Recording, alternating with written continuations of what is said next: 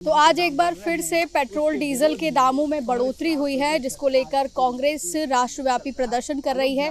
राजधानी दिल्ली में भी अलग अलग जगहों पर कांग्रेस की ओर से प्रदर्शन किया जा रहा है।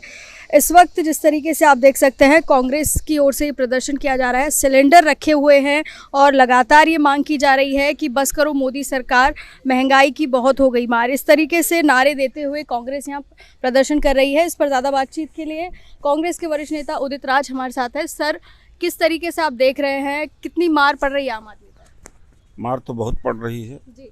आज असंगठित कामगार और कर्मचारी कांग्रेस की ओर से पूरे देश के स्तर पर इस तरह का प्रोटेस्ट है। पार्टी का मैंडेट है, पहला फेज है हमारा।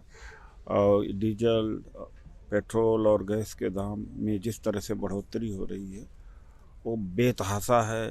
लोग त्राही त्राही कर रहे हैं। तो गैस के सिलेंडर को माला फूल चढ़ा करके आज इसको प्रोटेस्ट कर रहे हैं। हमारे प्रोटेस्ट का ये तरीका है। और जब चुनाव थे तब तो दाम नहीं बढ़े, और मुझे लगता है मोदी सरकार ने देश की जनता को, जिसने जिताया है, बेईमानी से जिताया है या जैसा भी पैसे से जीते, जो भी है, लोगों ने वोट तो दिया ही है। अब उनको भी समझने की आवश्यकता है कि जब तक चुनाव नहीं ख़त्म हुआ था तब तक तो इसके दाम नहीं बढ़े। अब दाम बढ़े तो ये तोहफा के रूप में वो कबूल करे। और भी तोहफा देगी मोदी सरकार। करोड़ों लोगों को बेरोजगार कर दिया है, महंगाई आसमान पे छू रही है, और डीजल पेट्रोल के दाम का तो सभी को पता ही है। तो इस तरह से आज प्रोटेस्ट पूरे देश के अंदर। सरकार ये तर्क दे रही है कि अंतर्राष्ट्रीय बाजार में जो कीमतें क्रूड ऑयल की हैं, उसकी वजह से एलपीजी और सिलेंडर, तमाम चीज़ों के दाम बढ़ रहे हैं, पेट्रोल डीजल के। मनमोहन सिंह जी की सरकार में $143 प्रति बैरल क्रूड ऑयल था। तब डीजल का दाम 60 रुपये में था और पेट्रोल का 70 में। आज तो 102-3 ही है। उसके हिसाब से तो डीजल 50 रुपये में होना चाहिए, पेट्रोल 60 रुपये में होना चाहिए। तो ये झूठ बोलने वाली सरकार है। लोगों को हिंदू मुसलमान के बीच फंसा दिया है, झूठ में फंसा दिया। मीडिया के ऊपर कंट्रोल है, आम जनता को गुमराह कर दिया है और झूठा राष्ट्रवाद में लोगों को फंसा दिया है।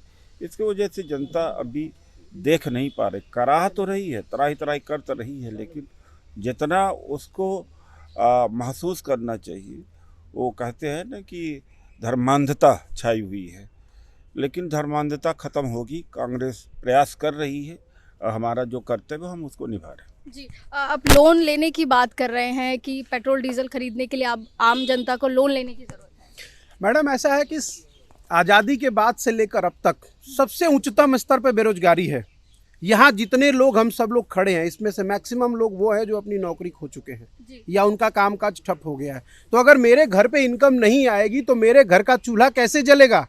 और क्या निर्मला सीतारमण जी के पास जो बैंकों के अंदर से पिछले दरवाजे से जो घोटाला हो रहा है, उसमें ये क्या बताया जाएगा कि अगर मुझे अपने घर का चूल्हा जलवाना है शाम को, तो क्या मेरे लिए भी कुछ विकल्प है? सरकारें बातें तो खूब लंबी लंबी करती है। नरेंद्र मोदी जी के मित्रों को पिछले 7 साल में 6 लाख करोड़ रुपया बैंकों से वो लेकर राइट ऑफ करके भाग गए देश छोड़कर। उनके खिलाफ तो कोई कार्रवाई नहीं हो रही है। उनके मित्र पैसा लेकर भागते और बदले में उनको दिखता है कि 135 करोड़ हिंदुस्तानी है, उनके शरीर से खून निकालना है, तो तेल और गैस की कीमत तो आप बढ़ा दीजिए। अब बताइए हम क्या करें? आप ही हमें रास्ता बताइए कि हम क्या करें, क्योंकि मुझे तो शाम को अपने परिवार को भाई रोटी खिलानी है। तो मेरे पास क्या विकल्प है? नौकरी मोदी जी दे नहीं रहे, चलता फिरता व्यापार उन्होंने ठप कर दिया। और दिल्ली को जो संघाई बनाने वाले अरविंद केजरीवाल आए थे, उन्होंने तो दिल्ली का भट्टा ही गर्त कर दिया। पूरे दिल्ली को आप देखेंगे खुदा पड़ा है। हर 100 कदम की दूरी पे शराब की दुकानें खोल दी गई। तो युवा के पास रोजगार नहीं, ऊपर से उसको आप शराब एक बोतल के साथ एक बोतल, एक पेटी के साथ एक पेटी फ्री दे दीजिए। तो आखिर हम जाएं तो जाएं कहाँ? ये तो खुद आप मनाइए, हमारे विचार है, हमारे संस्कार है कि हम लोग शांति से अपनी बात रख रहे हैं। अदरवाइज हम भारतीय जनता पार्टी के, कल आपने देखा, कार्यकर्ता होते तो आप किसी मुख्यमंत्री के घर पे ही चढ़ जाते। मैडम, हम तो हाथ जोड़ के प्रार्थना कर रहे हैं कि निर्मला सीतारमण जी सुने, हमें जीने के लिए भोजन चाहिए, परिवार का गुजारा भत्ता करने के लिए हम काम करेंगे। उसके लिए तेल जो है, जब तक पहिया चलता रहेगा, रोजगार के संसाधन विकसित होते रहेंगे। रोजगार के संसाधन विकसित होने के लिए पहिया का चलना जरूरी है। और वो पहिया कैसे चलेगा? तेल और गैस से। आज हमारे पास पैसा नहीं, इसलिए हम लोन मांग रहे हैं कि सरकार मजदूर, लाचार, कमजोर, गरीब तबका, वो लोग जो समाज में आखिरी लाइन पे कहीं फेंक दिए गए हैं उनकी बात सुने, इन चीज़ों की कीमतें कम कराए, और अगर कम नहीं कर सकती तो फिर हमारे खाते में भी पैसा दे, हम इसको खरीद के ले आए।